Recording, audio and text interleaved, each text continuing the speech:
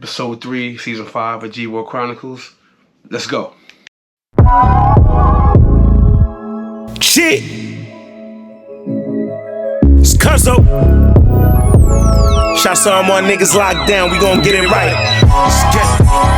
This for real niggas, never rap, hold a block down. G-World Chronicles for all my niggas locked down. This for real niggas, got knocked holding the fam down. G-World Chronicles for all my mans locked down. This for real niggas, never rap, hold a block down. G-World Chronicles for all my niggas locked down. This for real niggas, got knocked holding the fam down. G-World Chronicles for all my mans locked down. I know how it feels to wake up fucked up.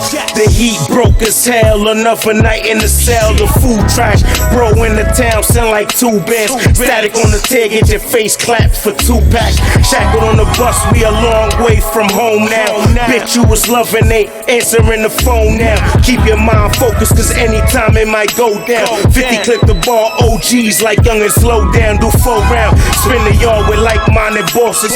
Story about women in bricks, Benzes and Porsches. Be the snitch out his night, get commissary extorted. Crackers on that bullshit, I swear, so it's more shit.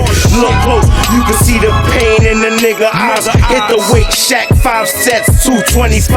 Free all of the guys, whether it's 5 or it's 25. Free my little bro, broken justice gave my nigga life. This for real niggas, never rap, hold a block down. G-World Chronicles for all my niggas locked down. This for real niggas, got knocked holding the fam down. G-World Chronicles for all my mans locked down. This for real niggas, never rap, hold a block down. G-World Chronicles for all my niggas locked down. This for real niggas, got knocked holding the fam down. G-World Chronicles for all my mans locked down.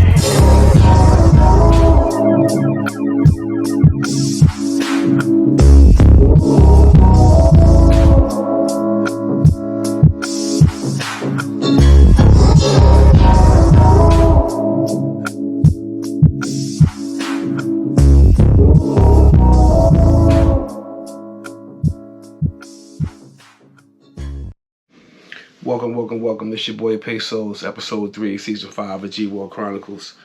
Let's get back to it. This episode right here is something I wanted to speak on. I wanted to touch on. I spoke on a previous podcast called Agree to Disagree. This episode is about the young man who died in prison in December of last year. His name was Robert Brooks. Robert Brooks is a man who was transferred to Marcy Correctional Facility, where he died 45 minutes basically after arriving there. So we're going to tap in, we're going to get into some shit. But for those who don't know what's going on, just put you abreast to a little bit of what's happening right now. Provoke the officers to take the actions against him. That video footage is incredibly valuable to the case and as to why correctional officers were charged the way that they were. What DA Fitzpatrick found to be extremely disturbing about the video, other than the beating itself, was the sense of normalcy that was also recorded among those in the room. Fitzpatrick went on to talk about the ironic feature of the case and that the officers did not know they were being recorded, and Governor Hochul also weighing in on the importance of body camera footage. I know that video was probably hard for some to watch. Sorry for the graphicness of it, but I wanted to give you the real of what goes on behind the walls and how the guards, obviously, as you can see, do you when they think that nobody's looking. Those guys had body cams on. They weren't activated, so there's no audio. So you couldn't hear what was going on. So, I want to tap into my guys that's been in prison, some of the young ladies that's been in prison, and we all know that for him to just get there, he just got off the bus. Now, he was at Mohawk Correctional Facility first, did a little bit of research. He was at Mohawk Correctional Facility. Well, let's be clear, he was in prison for stabbing his wife in 2016. He got convicted of first-degree assault, stabbing his girlfriend. He stabbed her. He received a 12-year sentence. So he's been incarcerated since 2017. Up until the 2024, from 17 to 24, he was at Mohawk Correctional Facility. When he transferred to Marcy Correctional Facility, something transpired. Something happened. Something went wrong. I tried to do some research on the previous jail. I wasn't able to really get too much on it, but just want to let y'all see what his injury report was. Check this out. Massive beating to his body both externally and internally. Several of his internal organs were bruised. His hyoid bone was fractured. His thyroid cartilage was ripped. He also died as a result of repeated restrictions to his airways, causing severe brain damage. And finally, he died by choking on his own blood. Our investigation revealed that in addition to the tank beating, which you probably have already seen, Robert was beaten on 2 prior occasions between 9/07 and the time of his death, within minutes of his arrival at Marcy. Our investigation further revealed that there was no provocation by Robert Brooks that would have precipitated any physical response whatsoever, never mind the physical response that was inflicted upon him. I think any sentient human being looking at the tapes naturally comes to the conclusion that he must have said something, he must have spit at the officers, he must have resisted in some way, and the fact of the matter is, he did absolutely nothing. Now those injuries was crazy. Crazy. They beat and beat and beat and beat on that man. So now there's been an indictment headed down. 9 officers, 6 charged with second-degree murder and 3 charged with first-degree murder. I'm going to read off the names. So now we know their names. We know their faces. A few of them have made bail as well. So I want to read the names of them down. And the names of these men. Okay, you have Sergeant Michael Mashaw, Sergeant Glenn Trombley, Officer Matthew Gallagher, Officer Nicholas Nazoli, Officer David Kingsley, Nicholas Kiefer, Robert Kessler, Michael Fisher, Christopher Walrath, Michael Alone, Shay Scoff, David Waters, Nurse Cal Deshawn, and CO Anthony Farina, who resigned before suspension and termination. So 9 officers took part in his beating, kicking, punching, trying to shove something down his mouth, stripped him down, beat his private parts, beat his body up, basically, and threw him into a room and let him die. So I was able to talk to one of the inmates that's up there at that Marcy facility right now. I'm gonna leave his name anonymous for his personal safety, but I was informed that there is a strike going on up there. The inmates are bucking. It is a wild situation going on up there. It's up. There's footage from in front of the jail. They're protesting. You know what I mean? Just because we got a charge don't mean we got a case yet. So we got to pray for that. So now let's go deeper for all my G-War Chronians. Let's go deeper. What the fuck happened on that bus? Or what the fuck happened in that other jail? Because just like we got a code, we know who's going where. We know who's doing what. We know who's going to arrive. Just like we can get that information, the same as them. So something transpired in that previous jail. Something traumatically happened. Now, I watched a testimony for his son. His son is a fair-skinned brother, so we're not going to go play the race card that it was a white woman that he stabbed, because why didn't it happen in the first jail he went to when he went in 7 years ago, back in 2017, 2018? So that makes you think, was his reason for his transfer violent? Did he fuck a CO up there where he was at in Marcy? I mean, inside Mohawk? Like, because that type of treatment, 30 minutes from being on the yard, that's fresh off the bus. He didn't get a chance to hit the yard, mix and mingle, or nothing. So there had to be some type of CO interaction. You know what I'm saying? There got to be something. I mean, hit me in the comments. Let me know what y'all think transpired. Because we know when you in the hole, sometimes inmates, they put their feces into a bag, and when the officers come to serve your lunch, there's a tray that opens up, and they throw the shit out the cell into the officer's face. That's called shitting down. They do that with urine. They do that with feces. Maybe he beat an officer up the last jail he was at. We all know if you fuck an officer up, they're going to retaliate and come back at you because they have a union, they have a code, they have a color, they're a gang. They got a creed that they go by, a loyalty oath. They're all blue. Never seen cops with no other color but blue. They all blue. They all hold each other down. They lie for each other. This is why we paint the picture of cops, because what one of y'all do, if you don't stop him from doing it or hold him accountable for his actions, then you're just as guilty. You know what I'm saying? So for them, and you see the normalcy as they whipping this man ass.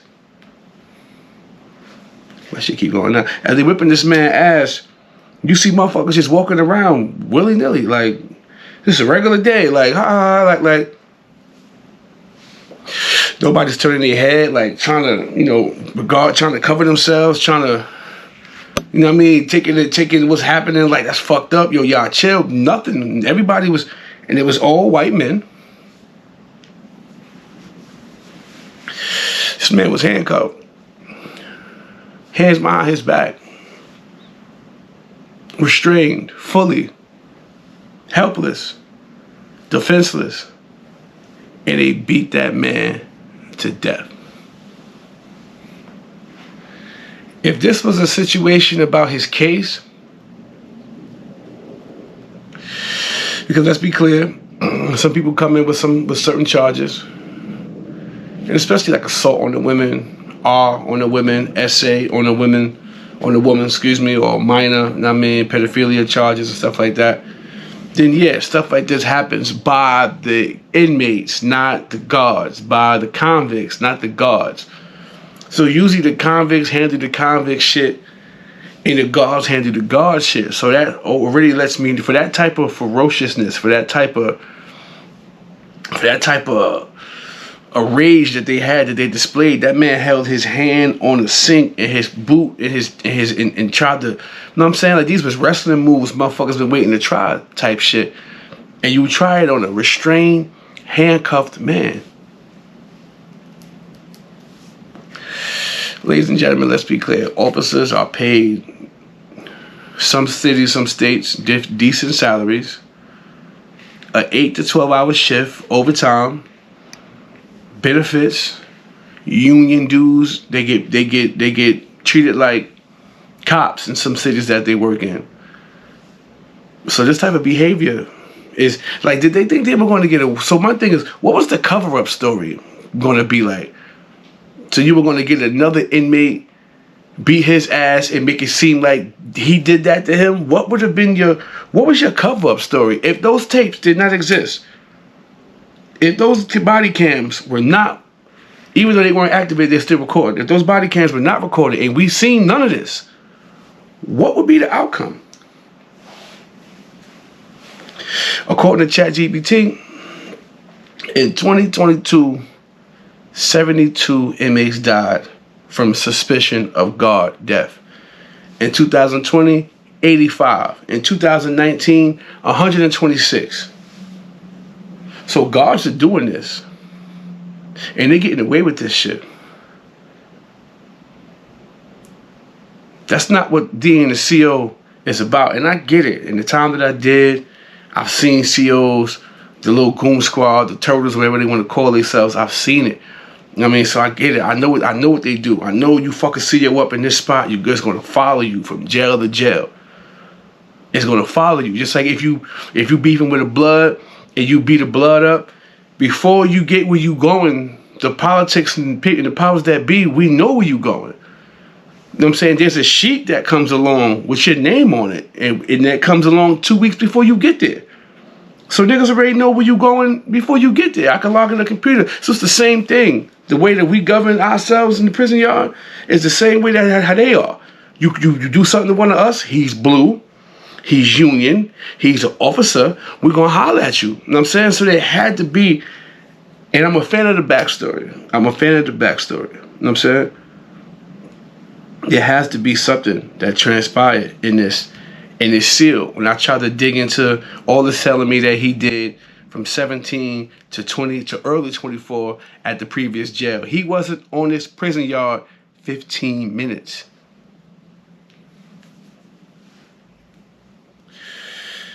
That could have been any one of y'all brothers, father, baby father, anything. Unacceptable behavior. So now let's see what happens with the justice system here. Upstate New York has a pretty strict justice system. So we're going to see what happens with the justice system here and see what they do with this, because this is unacceptable. This can't go on. You know what I'm saying? The young man lost his father, who he said he forgave his father for stabbing his mother. He forgave him for that. He forgave him for that. And he felt robbed. He felt robbed. He was robbed. Said his father was reformed, they was coming home, they was getting it back together. He won't have that opportunity no more. So, we already did a crime. We got caught. You get sentenced to X amount of years in prison. You get sent off. You go off inmate talk programs. Put you in a room with anybody. No screening process. Young and old, old and young, and everything in between sprinkled up in one place. On top of trying to stay alive from another inmate trying to hurt you, I gotta stay alive from the guards trying to hurt me. The people who paid here to protect me and walk around this unit every so often to make sure nothing is happening. You gotta worry about them trying to hurt you as well. Check on your folks that's locked up. You got people locked up, you never know what they're going through in that motherfucker. When they not getting visits, you can't see the scars. When they sitting in the hole, you get one phone call a month, 2 showers a week. You know what I'm saying? It's just like with that phone call where my guy was telling me what was going on up there, it get cut short. So when you start having certain conversations, it get cut short. Check when your folks locked up. Don't be so fast to write a motherfucker off because he went to jail, because you never know what he dealing with in there. It's a lot going on out here. It's a lot going on in there too. And that's what the show is about, to advocate, to give people awareness of what goes on behind the walls. This is a G-Wall Chronicle. That man died in jail. He ain't died on the street. He ain't died by the hands of another inmate. He died by the hands of the officers who was paid to protect him. Now, me personally, I was never around when a guard killed someone in the federal prison where I was at. I seen niggas pop off on a few guards, but more so hand work and shit like that. But while that man was in the hole, every so often he got a visit. They come to holler at you, put hands on you, fuck you all around. You know what I'm saying? So I know how it get. Me, myself, I never got into it with an officer. You know what I'm saying? I was been tussling and, you might throw an officer off you when you fighting or something like that. But me, myself, I never got into it with an officer. I never had issues and beef with an officer, so I don't really know what that's about. But I can speak on it because I've seen it. I've seen it. And it's ugly. It's a label. It's a tag. Like I said, when you get into it with a GD or blood or a Mexican, when you get to that other jail, they waiting on you. Yo, you got into it with my brothers over there. You can't be here neither. And it's a recycling wheel going over and over again. So that's what I wanted to bring awareness to this episode, for everybody to tap in with their people locked up and just check on them, man. Make sure they good. Make sure they ain't got no broken bones. Your people that been in the hole for months and months and months and months and months. You ain't got a letter. You ain't got a phone call. Call the jail to make sure that they still alive, yo. Straight like that. You know what I'm saying? Shit get real. Shit get real in there. And I just want everybody out here to know that at any given time you can lose your life out here. Any given time you can lose your life in there. I'm going to keep this episode short and sweet. We're going to dedicate this episode to Robert Brooks. Let's give a moment of silence for him and his family.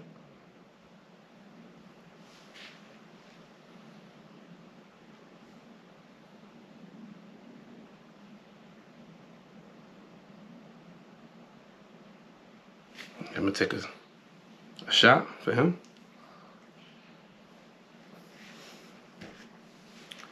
Another fallen soldier behind a wall. And I want to dedicate this episode to him. Comment, subscribe. Let me know how y'all feel, y'all thoughts. as I get deeper and try to get into the surface of what transpired at that other prison, I'll be able to come back with another episode and speak on this further. I'm going to follow this case. I'm going to follow it to the letter. From the convictions to the who made bail. I know 3 of them made bail. They didn't release the names of the people that made bail yet. So as that come along, either in the next episode 4, I'll tap into that. We can get back to that again. But I want to appreciate everybody. Appreciate everybody. That's the lick of the bud. I want to appreciate everybody for tapping in. Appreciate everybody for supporting this G-War Chronicle thing. You know what I'm saying? My mission here is, like I said, to bring awareness to what goes on behind the wall. Never to glorify this shit, because there's nothing to glorify. You know what I'm saying? I just come from somebody who did 10 years in federal prison, and I've been home 12 years, never looked back, hasn't been in handcuffs ever since. And I grew up in jail. I went in 20 years old, I came home 30 years old. All my 20s was in the system. I was turned an illegal adult in the system. You know what I'm saying? I grew up in jail. My whole 20s been in prison. You know what I'm saying? So it's things that I can't shake. It's things that still, attached to me. I want to bring awareness so you can have your son, your brother watch this and be like, oh shit, like these are real stories, some real men who have been in these situations. You know what I'm saying? But unfortunately for Mr. Brooks, he won't make it home. They took his life. You know what I'm saying? It happens in prison. You know what I'm saying? We have prison funerals, we have obituaries, we have services, motherfuckers in there crying and giving speeches and testimonies about the life. It goes down the same way. You know what I'm saying? So just want to bring that awareness. G-War Chronicles episode 3. It's season 5. Y'all tap the fuck in. Let me know what's up. Big shout to Cuzzo Savage for that G-War Chronicles song that y'all heard tapping in. I'm going to play it again on their way out. Once again, rest in peace, rest in peace, rest in peace to Robert Brooks. And we're going to do it like this, man. Pesos. Bang.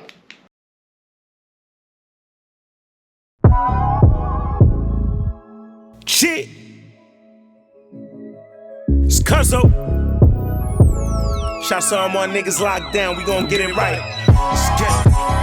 This for real niggas, never rap, hold a block down. G-War Chronicles for all my niggas locked down. This for real niggas, got knocked holding the fam down. G-War Chronicles for all my mans locked down. This for real niggas, never rap, hold a block down. G-War Chronicles for all my niggas locked down. This for real niggas, got knocked holding the fam down. G-War Chronicles for all my mans locked down. I know how it feels to wake up fucked up. The heat broke as hell, another night in the cell, the food trash. Bro in the town, sound like 2 bands. Static on the tail, get your face clapped for 2 packs. Shackled on the bus, we a long way from home now. Bitch, you was loving, ain't answering the phone now. Keep your mind focused, cause anytime it might go down. 50 clip the ball, OGs like young and slow down. Do 4 rounds, spin the yard with like-minded bosses. Story about women in bricks, Benzes and Porsches. Be the snitch out his night, get commissary extorted. Crackers on that bullshit, I swear it's always more shit.